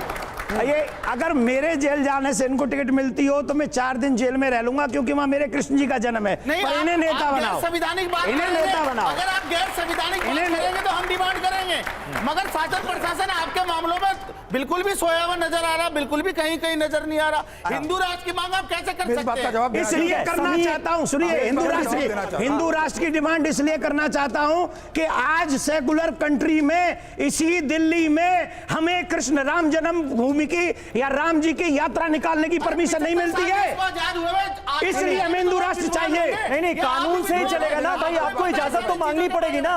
ये एडमिनिस्ट्रेशन ही इजाजत। एक मिनट हाजी साहब, एक मिनट विद्वान हूं, मुझे हाजी साहब, एक मिनट विद्वान हूं। आप कथावाचक हैं, आपका काम है लोगों में, समाज में भाईचारा बढ़ाने का। हिंदू राष्ट्र में इतना भड़कने की जरूरत नहीं है। मेरा आपसे कहना है, हिंदू राष्ट्र में इतना भड़कने की ठीक है हाजी साहब। देवकीनंदन जी, आप कह रहे हैं कि इस देश में आपको रामनवमी का जुलूस निकालने की इजाजत नहीं दी जा रही। भाई, जुलूस का रूट क्या होगा ये तो प्रशासन ही तय करेगा ना, कानून से ही तो चलेंगे। क्यों करेगा? और ये तो सभी के लिए, हर धर्म के लिए। मेरी बात कोई भी सुनिए, ऐसे थोड़ी जुलूस निकाल लेगा कहीं भी। अच्छा मेरी एक बात सुनिए भाई, फिर तो मुहर्रम के जुलूस निकलते हैं, उसका भी रास्ता तय होता है, एक रूट तो तय करेगा ना प्रशासन। समीर जी, मैं इसीलिए नहीं बोलना चाह रहा, मैंने इसीलिए आपको कहा था कि पूरी डाइवर्ट हो जाएगी, पर मैं आपको बता देता हूं, ये भारत सेकुलर है कि नहीं? हाँ, भारत सेकुलर है, बिल्कुल है। 100 करोड़ हिंदुओं का राइट्स है कि नहीं? तो हम कहां से शोभा यात्रा निकालेंगे ये हम डिसाइड करेंगे, प्रशासन को हम सैलरी देते हैं। ठीक है, हिंदू राष्ट्र को लेकर समीर चौगांवकर जी, आप कुछ कहना चाह रहे थे, जिस बात का जिक्र हाजी रंगरेज ने किया। हाजी जी से कहना चाहता हूं कि हिंदू राष्ट्र को लेकर इतना आक्रामक होने की जरूरत नहीं है। हाँ। हिंदू राष्ट्र की बात है तो हिंदू राष्ट्र क्या है? हिंदू 130 करोड़ लोग पूरे हिंदुस्तानी है, जो इस देश का निवासी है, जो देश से प्यार करता है, इस देश के जल, जमीन, जंगल, जानवर से प्यार करता है, इस मातृभूमि से प्यार करता है, वह हिंदू है, वह हिंदू राष्ट्र का वासी है। इस पे उसकी उपासना पद्धति कुछ भी हो सकती है। आप पूजा करते हो, नहीं करते हो, आप किसी भाषा को मानते हो, नहीं मानते हो। लेकिन समीर जी, ये फर्क है ना, मतलब आरएसएस कहता है ये हिंदू राष्ट्र है, बाबा बागेश्वर कहते हैं कि इसे हिंदू राष्ट्र बनाएंगे, दोनों में फर्क नहीं है? जो एक संघ का मानना है कि 130 करोड़ की जो आबादी है वह पूरे हिंदू राष्ट्र की आबादी है, जो इस देश को अपनी मातृभूमि मानता है, ठीक है, जो इस देश से प्यार करता है, जो इस देश के लिए अपने प्राण न्यौछावर करने की ताकत रखता है, इच्छा शक्ति रखता है, वह हिंदू है और इस कारण वह हिंदू राष्ट्र का निवासी है। इसमें कुछ भी गलत नहीं है। ठीक है, ठीक है, ये आपने क्लियर कर दिया। यहां से एक मांग उठी, आपने समीर जी क्लियर कर दिया कि हिंदू राष्ट्र को लेकर थॉट क्या है और इसे लेकर उतना उग्र होने की जरूरत नहीं है। बहरहाल हम एक बार फिर मुद्दे पर लौटते हैं। मुगल काल का जिक्र बार बार हो रहा है, मैं प्रोफेसर साहब आपके पास आता हूं, लेकिन मुगल काल में टूटे मंदिर, उनका जिक्र तो कर लिया जाए। जो रिकॉर्ड है, जो इतिहास में लिखी बातें हैं, उनका जिक्र करते हुए, एक मिनट सर, उनका जिक्र करते हुए आपको बता दें, इसमें सबसे पहले काशी विश्वनाथ मंदिर, औरंगजेब ने मंदिर को तोड़ने का आदेश दिया, यह इतिहास में लिखा हुआ है। मंदिर को ध्वस्त कर ज्ञानवापी मस्जिद बनाई गई, इसमें कहीं कोई शक और शुबा नहीं है। दूसरा, केशव देव मंदिर मथुरा का, जिसका हम जिक्र भी कर रहे हैं, औरंगजेब ने मंदिर ध्वस्त करने का फरमान दिया, मंदिर की जगह ईदगाह मस्जिद बनाई गई, यह क्लियर होता है। वहीं तीसरा, मध्य प्रदेश का विजय मंदिर, 1682 में मंदिर को नष्ट किया गया, औरंगजेब ने आलमगिरी मस्जिद यहां पर बनवाई। तो औरंगजेब ने ऐसे बहुत सारे कांड किए। गोलकोंडा आंध्र प्रदेश का जिक्र भी जरूरी है, औरंगजेब ने कब्जा किया, मंदिरों को नष्ट करने का आदेश दिया गया औरंगजेब की तरफ से। ये सारी बातें हम इतिहास में पढ़ते आए हैं, इतिहास में दर्ज हैं। स्वामी जी, ये पूरा रिकॉर्ड हमने दिखा दिया, आप बताएं। हिंदू राष्ट्र का जो प्रश्न है, संविधान की बार बार जो बात हो रही है, संविधान की जो मूल प्रति है उसमें 28 चित्र हैं। उन चित्रों के द्वारा क्या प्रदर्शित हो रहा है, तो आपके माध्यम से भारत सरकार से मैं मांग करता हूं कि संविधान की जो मूल प्रति है उसको जो है प्रकाशित करवाकर और जनता में बांटा जाए। जनता स्वतः निर्णय कर लेगी कि यह राष्ट्र हिंदू राष्ट्र है कि नहीं है। अब मैं 2-4 चित्रों के संदर्भ में बात करूंगा। पहला है पुष्पक विमान। पुष्पक विमान का संदर्भ क्या है, अश्वमेध यज्ञ का वहां पर संदर्भ क्या है, गुरुकुल का संदर्भ क्या है, यह संदर्भ जो है इस राष्ट्र की जनता निर्णय करेगी। ठीक है, और यह हिंदू राष्ट्र है और हिंदू राष्ट्र रहेगा जब तक सनातन है, हिंदू है। हिंदू राष्ट्र ना था, ना है, ना कभी होगा। रहेगा नहीं रहेगा यहाँ पे संविधान के अनुसार चला जाएगा। जो मुझे ये समझ में नहीं आ रहा, जो मौजूदा व्यवस्था है उसमें दिक्कत क्या है, ये फिर बहस किसी और दिशा में चली जाएगी। सरकार के माध्यम से ठीक है, संविधान की मूल प्रति ठीक है मार्केट में लाने की ठीक है मांग करता हूं। ठीक है, बहुत अच्छी बात है। प्रोफेसर पासवान, अब मुझे ये बताइए, पूरा हमने रिकॉर्ड दिखा दिया, इतिहास में जो बातें दर्ज हैं उससे कैसे इनकार किया जा सकता है? औरंगजेब ने अपने शासनकाल में कितने मंदिरों को ढहाने के निर्देश दिए, कितनी जगहों पर मंदिरों को तोड़वाकर मस्जिदें बनवाई गई, इससे कैसे इनकार किया जा सकता है? तो कहीं ना कहीं फैक्ट्स जो हैं उससे भी तो नजरअंदाज नहीं कर सकते ना। आप पूरी तरह से सही बात कर रहे हैं जी, पूरी तरह से फैक्ट सही है ये। और मैंने बताया ना कि ये जो उस समय के राजा थे, जो काम ये करते थे मंदिरों को तोड़ने का और ध्वस्त करने का, उसकी 2 वजह थी। एक तो वजह थी कि उन मंदिरों में संपत्ति हुआ करती थी, संपत्ति लूटते थे। दूसरी वजह थी उस जनता का मानमर्दन करना। जो जनता रही है उसको कैसे अपमानित करें, कैसे उनको कमजोर करें उनकी मानसिकता, और इसके लिए विरोधी राजा ऐसा करते थे। अच्छा, तो ये सच्चाई है, इसमें कोई इनकार नहीं कर सकते। दूसरी बात जो मैं करना चाहूँगा, प्रोफेसर तिवारी मेरे बात से सहमत होंगे, इतिहास की घटनाएं हैं, सच्ची घटनाएं होती हैं, उनकी व्याख्या हमें वर्तमान और भविष्य को देख करके करनी चाहिए। अगर इतिहास हमारे वर्तमान और भविष्य को बेहतर बनाने में मददगार है तो उसका अंश हमें लेना चाहिए। यदि किसी वजह से हमारा वर्तमान और भविष्य खराब हो रहा है तो उन अंशों को छोड़ देना चाहिए। इतिहास को हम बदल नहीं सकते, इतिहास को बदलने की बातें बेवकूफ़ी होती है, वर्तमान को और भविष्य को बदल सकते हैं।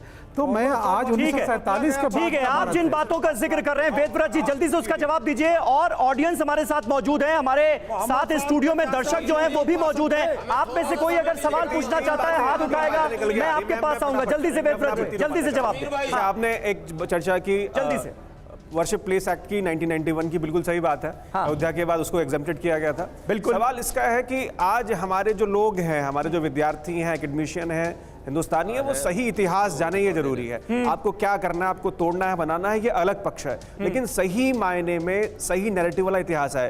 अभी गुलाम साहब चर्चा कर रहे थे कि आप कुछ पुस्तकों की चर्चा कर रहे थे कि उसमें ये लिखा है कि औरंगजेब महान शासक था, फलाना ठिकाना था, लेकिन ध्यान रखने की बात है कि जो समकालीन इतिहासकार होते हैं, जो कोर्ट पोएट्स हैं या जो क्रॉनिकल राइटर्स हैं, वो सबसे ज़्यादा प्रामाणिक हैं। और इसीलिए उसके बाद के आज कोई इतिहास लिख के कुछ भी लिख सकता है, हर आदमी विचारधारा से प्रेरित है। हाँ। इसीलिए जो प्रमाण आ रहा है, चाहे वो मासेर आलमगीरी से आ रहा हो, चाहे वो फुतुहात आलमगीरी से आ रहा हो, ईश्वरचंद नागर ने लिखी औरंगजेब के काल में है और वो भी चर्चा करता है। तो आप ये नहीं कह सकते कि जो है कि आज जो है औरंगजेब के किए कराए हुए पर्दा डाल दीजिए। हाँ, जहां तक आगरा के मस्जिद को वहां के नीचे आपके जो मूर्तियों को निकालने का सवाल है, तो वो एक ASI प्रोटेक्टेड साइट है, उसके लिए बाकायदा प्रोसीजर, एक कोर्ट प्रोसीजर फॉलो करना पड़ेगा। और ऐसे हम तो नहीं कर सकते हैं और कोई भी नहीं कर सकता है। और जब कोर्ट की अगर चीजें होती हैं तो होना चाहिए। बिल्कुल सही बात है। जो होगा, सच्चाई आनी चाहिए, जो होगा वो कानून के हिसाब से ही होगा। जल्दी से 10 सेकंड में अपनी राय रखिए, उसके बाद फिर मुझे ऑडियंस के पास जाना है। सर, देवकी नंदन महाराज ने एक बात कही थी, आपने ध्यान ही नहीं दिया, पूरा इशू आप चेंज कर रहे हैं। हाँ। इन्होंने कहा था क्या आपके कुरान में मथुरा या और दूसरी जगहों का जिक्र है क्या? मैं ऑडियंस से कहूंगा, भारत के भविष्य बैठे हैं, कुरान में बहुत प्रसिद्ध है, वाले कुल्ले कौमिन हाद, धरती का कोई ऐसा जगह नहीं, कोई ऐसी भाषा नहीं जहां अवतार नहीं आए हो, और कृष्ण भगवान भी अवतार ही हैं। ये आप पहले नोट कीजिए। अब दूसरी बात, अब मैं 10 सेकंड और थोड़ा समीर भाई दीजिएगा समय। गोस्वामी तुलसीदास जी, अभी आपने एक पंक्ति पढ़ी थी, यदा यदा ही धर्मस्य, पंक्ति नहीं, श्लोक, श्लोक जो पढ़ा था आपने गीता का, यदा यदा ही धर्मस्य, सारांश उसका यही है कि जब जब धर्म पर संकट होता है, उसी से मिलती जुलती बात लगभग जो है रामचरितमानस में है।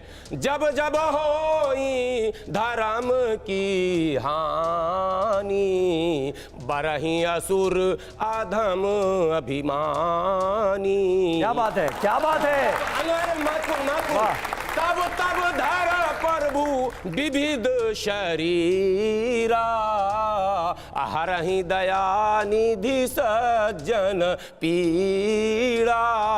अब एक सवाल इसमें पैदा होता, यदा यदा ही धर्मस्य पूरा पढ़ेंगे और इसका भी अर्थ निकालेंगे। विद्वान महाराज से के सामने तो हम कुछ भी नहीं, ABCD भी नहीं है, जो रात दिन तो यही प्रवचन करते हैं। यदि 16वीं 15वीं 14वीं 13वीं गजनबी से लेकर और औरंगजेब तक, हाँ, इतना बड़ा कुकर्म, इतना बड़ा अन्याय, भगवान की मंदिर, चाहे वो भगवान शिव के मंदिर हो उसका भी वर्णन आ रहा, और मथुरा के मंदिर का हो उसका भी वर्णन आ रहा, और भगवान राम का भी आ ही गया, बाबर भी उसी के औलाद थे।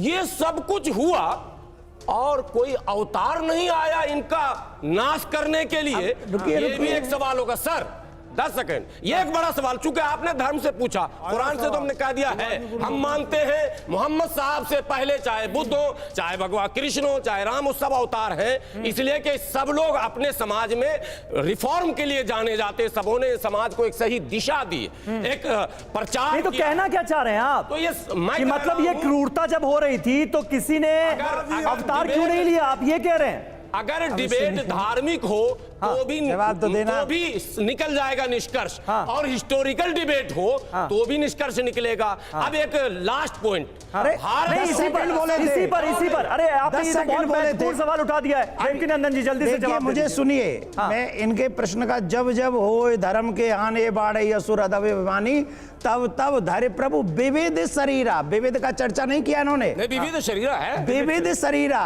वो ऑलवेज नहीं आते, कभी कभी अपनी शक्तियों को भी भेजते। और जब सुनिए ना, अरे सुनिए ना, हम कथावाचक, हम कथावाचक, सुनो, जब जब जिन जिन आतताइयों ने वो कार्य किए, तब तब भगवान ने अपनी दिव्य शक्ति देकर कुछ राजाओं को भेजा, और उन राजाओं को भेजकर उन मस्जिदों को तोड़वाया, फिर वहीं पर मंदिर बनवाया। कहाँ? कृष्ण जन्मभूमि पे।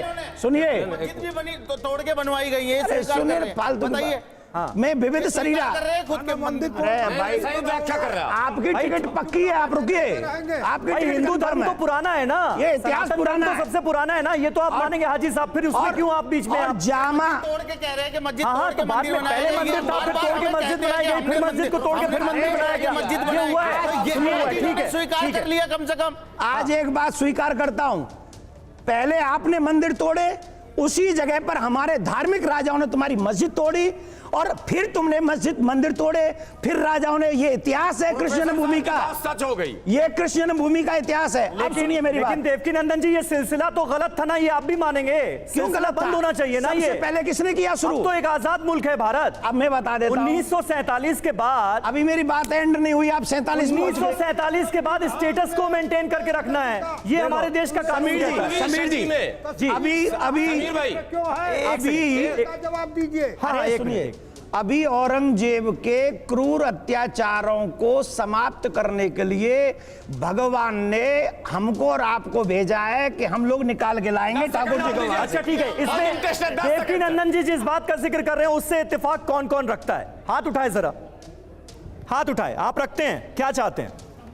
सर यही चाहता हूं कि अब जब वो खुद ही भाईचारे की बात कर रहे हैं तो उन्हें क्या है 5 दिन का, जब उन्हें खुद ही वो कह रहे हैं कि आपका कुछ जा नहीं रहा, तो अगर भाईचारे की बात है, हाँ। हिंदू मुस्लिम सभी इसी देश के, तो क्या है, आप चल के देख लीजिए, आप करवा लो, हाँ। ताकि हमें भी संतुष्टि मिल जाए और आप भी खुश रहो। लेकिन बात हिंदू मुस्लिम की नहीं है ना, वो एसआई प्रोटेक्टेड मॉन्यूमेंट भी है, तो देश के कानून का भी तो हम तो सहमत हो सबको जाए, ख्याल रखना पड़ेगा।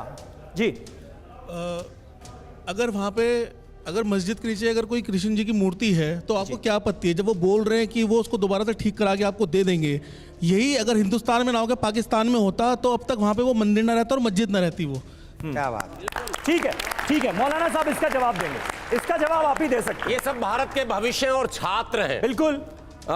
यहाँ औरंगजेब का केवल नाम नहीं है, मुगल का एक पूरा वंश है, तुगलक है, ऐबक है, बलबन है, खिलजी है, एक पूरी लंबी सूची है आक्रमणकारियों विदेशियों की, साथ में अंग्रेज का भी है।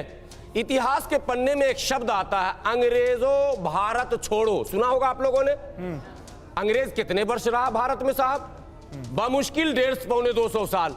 हमने कहा अंग्रेजों भारत छोड़ो, और जो 300-400 साल रहा, कहीं किसी किताब में आप लोगों ने पढ़ा मुगलों भारत छोड़ो, ऐबक भारत छोड़ो, तुगलक भारत छोड़ो, बलबन भारत छोड़ो, खिलजी भारत छोड़ो, किसी किताब में पढ़ा तो नाम बता दीजिए। मतलब एक तो ये हो गई। दूसरी कहना क्या चाहते हैं? मैं कहना क्या चाहते हैं? सामने आ गया। हाँ। समझ लीजिए, वो छात्र समझ रहे हैं, भारत के भविष्य लोग समझ जाए। ठीक है, वर्तमान तो संकट ठीक है, समझ में आ गया, समझ में आ गया ना। लास्ट जिस 16वीं सदी में, सर 2 सेकंड, जिस 16वीं सदी में कुछ जानकारी नहीं है, आप क्या बोल रहे हैं? ये क्या तरीका क्या है? नहीं, लेकिन कहना क्या चाहते हैं भाई? एक मिनट, डायरेक्ट सवाल हो रहे हैं, डायरेक्ट जवाब दीजिए। यहाँ से कौन पूछना चाहता है? यहाँ से कोई पूछना चाहता है? कोई नहीं पूछना चाहता। क्यों नहीं उस विदेशी को भगाया? ठीक है, अच्छा देखिए, अरे ऑडियंस का सवाल भी तो ले लीजिए, सवाल ले लीजिए। आप बोल रहे थे अभी मौलाना साहब, ऐसे लोगों को जेल में साथ में लेके हमारे मौलाना साहब सुनिए तो सुनिए। जी जी, क्या कहना चाहते हैं? ऐसे लोगों को जेल में डालना चाहिए। हमारा इतिहास हमको पढ़ाया नहीं जा रहा है तो हमारे लोग कैसे जानेंगे? इतिहास नहीं पढ़ाया जा रहा। अभी देख नहीं रहे आप कितने नाम गिना दिए उन्होंने। अभी आपने देखा दिल्ली में कितने रोड है, कोई महापुरुष के नाम से रोड है, कोई राम के नाम से रोड है? नहीं है ना। क्यों नहीं है? क्योंकि हमारे कई जगहों पर है, कई जगहों पर है। अब हुआ है ना, जब आवाज उठाइए। और पहली बात, जब इनको ये बोल दिया है कि हम पूरा खर्चा उठाने के तैयार है, आपकी मस्जिद का थोड़ी है। अगर हमारे केशव देव है तो हमको क्यों नहीं दे रहे हैं भाई? इनकी क्या इसमें है? हम पूरा हाजी साहब, हमारे आराध्य है वो। हाजी साहब जवाब दीजिए, दिक्कत क्या है? देखिए, दिक्कत की आपने भी बहुत अच्छी बात बताई कि वो एसआई प्रोटेक्ट जगह है जी। दूसरे के ये कानूनी पहलुओं का काम है, ये ना हम तय कर सकते, ना ये गुरुजी तय कर सकते उस मसले में। हाँ। क्या ये अगर इन्हें लगता है, ऐसे सबूत हैं इनके पास, तो जाइए कोर्ट, ये रोज हमें अदालत में जाइए। प्रोफेसर पासवान, यही रास्ता है ना, फिर अदालत का दरवाजा खटखटाना होगा ना। एकदम। अगर कल को मैं कहूं कि इस जमीन के 200 नीचे जाइएगा तो मेरी एक संपत्ति पड़ी है जी, कि आप क्या कीजिएगा उसके बाद। खैर, लेकिन इस सारे मसले पे जो हिडन एजेंडा है, इस सबके पीछे जो राजनीति है, मैंने कहा पहले कि धर्म और राज सत्ता का समन्वय, कि आम जनता के जरूरी मुद्दों से ध्यान हटा करके और दूसरे गैर जरूरी मुद्दों पे बहस चलती रहे। एक उदाहरण हमारे सामने है। जी, आप बड़ी महत्वपूर्ण बात करें। आप कह रहे हैं इसके पीछे कोई ना कोई हिडन एजेंडा है। ये बताइए समीर जी, क्या ऐसा मुमकिन है क्या? इसलिए इस मुद्दे को तूल दिया जा रहा है कि भाई सारे मामले तो चल ही रहे हैं, उधर शाही ईदगाह वाला मामला भी चल रहा है, कृष्ण जन्मभूमि वाला चल रहा है, काशी विश्वनाथ वाला चल रहा है, ज्ञानवापी वाला, और अब एक और मामला हो जाए। नहीं, मुझे नहीं लगता। मुझे लग रहा है कि ये हिडन एजेंडा कह के जानबूझ करके इन मुख्य मुद्दों से ध्यान भटकाया जा रहा है। मुझे लग रहा है कि स्वामी जी ने जो बात कही थी कि भाई अयोध्या में राम मंदिर बन गया है, कृष्ण में मथुरा में कृष्ण जी का जन्म स्थान है, शिव जी का बनारस में वो 12 ज्योतिर्लिंग है। तो हिंदुओं के पास तो 3 देवताओं के जो आराध्य हैं उनके लिए जगह मांगी जा रही है। और जहां ऐसा लग रहा है कि वहां पर अगर मथुरा में इस तरह की तो मथुरा में तो कृष्ण जन्मभूमि मंदिर है ना। अगर कृष्ण जन्मभूमि नहीं है, लाखों करोड़ों हिंदू लोगों का, पूरे हिंदुस्तान में नहीं पूरे दुनिया भर के हिंदुओं के लोगों का तीर्थ स्थान है, लोग वहां दर्शन करने आते हैं। मुझे ऐसा लगता है कि मुस्लिम समाज को भी मन बड़ा रखकर उस जगह को हिंदू समाज को सौंप देना चाहिए, वहां भव्य कृष्ण मंदिर बनने देना चाहिए। कोई मुसलमान पूजा करने वहां जाता है या कोई वहां ईद में जाता है, नमाज पढ़ने जाता है। मुझे लगता है इस मुद्दे को नहीं, अयोध्या मसले का हल तो कोर्ट से हुआ ना, अयोध्या मसले का हल तो कोर्ट से हुआ। हाजी साहब ठीक है, स्वामी जी आप एक मिनट हाजी साहब बता रहा हूं मैं मथुरा का। मथुरा में आज से 65 साल पहले मामला जो था, इन दोनों पक्ष पार्टियां बैठी और मुसलमानों ने अपना बड़ा दिल दिखाकर अपनी जगह दे दी और मंदिर भी बना वहां पर, मगर आज भी उस मुद्दे को फिर उठाया जा रहा है। ठीक है स्वामी जी, इसीलिए स्वामी जी आपके ठीक है, हाजी साहब समझ गए, कोई विषय नहीं होगा जिससे कि विभाजन हो। अरे हुजूर समझ गए। स्वामी जी अब आपके हिसाब से सोल्यूशन क्या है, हल क्या है मसले का? अधिकार खोकर बैठे रहना यह महादुष्कर्म है। न्यायार्थ अपने बंधु को भी दंड देना धर्म है। 1200 वर्षों तक यहूदियों ने संघर्ष किया, तब जाकर उनका देश मिला। और हम अपने पूर्वजों के ठाती और संस्मरण को सजोने के लिए प्रयास करें तो हम अपराधी हैं। तो आप कहना क्या चाहते हैं, होना क्या चाहिए? मैं कहना चाहता हूं कि यह राष्ट्र हिंदू राष्ट्र है और जिन जिन जगहों पर हमारे आस्था को दबाया गया है वह हिंदुओं को सुपुर्द किया जाए। ये कौन तय करेगा? ये कौन तय करेगा कि ऐसी कौन सी जगह करेगा? तय कौन करेगा? सरकार तय करेगी, ठीक है, न्यायालय तय करेगा। ठीक है वेदव्रत जी जल्दी से। लगभग 1000 वर्षों का इतिहास गुलामी का इतिहास रहा। जैसे आपने कहा दिल्ली सुल्तान से शुरू होता है, वहां से जो है ऐबक से लेकर के इधर मुगल और उसके बाद फिर अंग्रेज।